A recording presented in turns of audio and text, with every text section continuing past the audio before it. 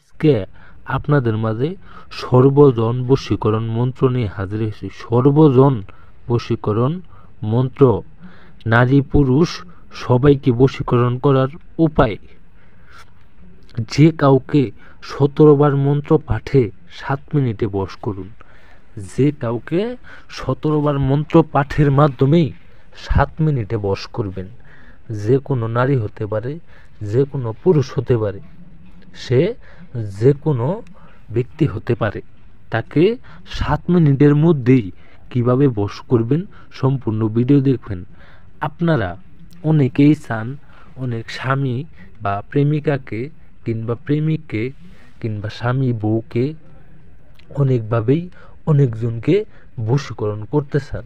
আপনি তাকে মিলনও করতে পারবেন, আপনি তাকে বাধ্য করতে পারবেন, আপনি তাকে কাজের ফলাফল বুঝতে পারেন। সেই জন্য আজকে আমি আপনাদের মাঝে দিলাম, আমি কথাই নে ভিউয়ার্স, আমি কাজে বিশ্বাসী। আমি মন্ত্র নম সর্বলোক বশ করাই অমুক বশ মানই নম সাহা।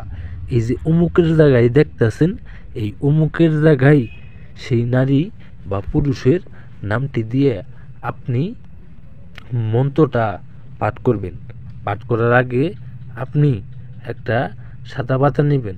সাদা পাতায় লেখার পরে এই মন্ত্রটা আপনি সাদা পাতায় লেখার পরে আপনি এই মন্ত্রটা 17 বার পাঠ করবেন।